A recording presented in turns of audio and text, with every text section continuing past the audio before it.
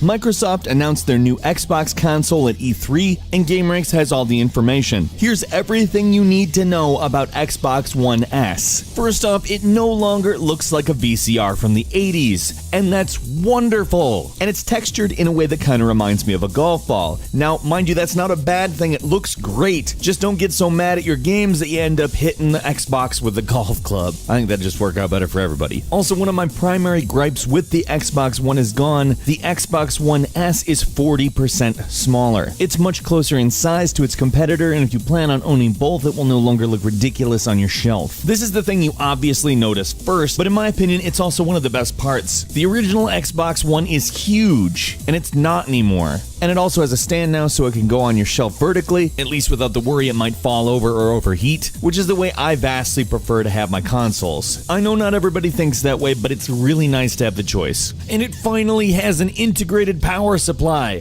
That's right, an integrated power supply! No more catching ghosts with your Xbox power cord. If you're as old as me, you understand that joke. Maybe you do if you're younger, maybe you don't, I don't know. But I will say this, I'm really excited not to have that stupid power brick hidden behind something or just out in the open. Either way, it's dumb. And just a plain old wire is great. Xbox One S has HDR, which means high dynamic range. So instead of the standard fairly narrow color range that we've been using up until now, HDR allows for a much wider range, meaning stuff that's dark can be very dark, stuff that's bright can be very bright, but details aren't obscured by either. You see everything. It's more like your eyes. This is partly because of the new HDMI port, where the original Xbox One had a 1.4 HDMI, now it contains a 2.0, which not only supports a higher dynamic range, but also supports 4K. So, we now have 4K UHD video and Blu-ray, meaning for video purposes you can use the Xbox One to take advantage of that massively high-resolution television your family just bought. Now the thing that they didn't say though was that it was for 4K gaming. There's now a front-facing USB up to a 2TB hard drive and has an IR blaster and controller connection button. Speaking of the controller, it has been slightly revamped, granted not massively, but the big thing is that it now has Bluetooth for increased range and better compatibility with your computer. That's not all they did to it. The back is now textured, which I think is definitely going to give you a better grip, and the sticks have been retooled for better accuracy. They've also introduced the new Xbox Design Lab, which will allow you to make your controller your controller. You'll be able to make different color combinations and even label it your name or screen name. Now they didn't say this was something they were going to be doing for the system itself, which, you know, I would like a gray and orange Xbox, just saying. But I am stoked to finally be able to make a gray and orange controller like the one pictured here. The nice thing about this is it kind of allows you to take ownership over your own thing. It's yours. Your little brother or sister is not going to be able to take it and cover it with whatever the hell it is that children's hands are covered with 24/7. I think it's going to be really good for families with an Xbox. And it's smaller and it has an integrated power supply. I know I already said that, but I really appreciate those two things. The original Xbox One is available at a pretty good price right now at $299, but I assume that that's going to go down on account the new Xbox One S is coming in at that exact price, at least for the entry-level 500GB version. With a lot of gaming moving over to digital purchases, everyone is eventually going to need more than 500GB of space though, so the 1TB version of the Xbox One S is going to come in at $349. There's also going to be a limited edition available at launch with 2TB that comes in at $399. Bear in mind the controller and the console stand are going to come in as separate purchases, so I'm sure they'll come out with some kind of bundles as well. But the new console is compatible with all of your games and all of your hardware, so there's no reason to really worry about that a whole lot if you're upgrading. Essentially what we're talking about is not a full-blown upgrade of the Xbox, but they do have something like that in the works. They mentioned Project Scorpio, which kind of makes everything make sense about the name Xbox One to me because it's now one platform. Microsoft is taking more of a kind of iPhone Android approach in that they're creating a platform that can be implemented at various levels of power, but essentially everything has to work on all of them. We'll cover Project Scorpio in more depth soon. Holiday 2017 is obviously quite a ways off, but right now I don't know if you can tell, I'm very excited about the prospect that I can have an Xbox without taking up a crap ton of my space. Not only for the console, because now it can have a vertical footprint, but that damn power brick is gone too. Couple that in with the HDR and the 4K video, and also the much more favorable fair price point than when the Xbox One originally launched, and that they didn't mention Kinect literally in any way, shape, or form. They gave it that IR blast, and they're like, you know what, you can use the TV through your Xbox without using the stupid Kinect.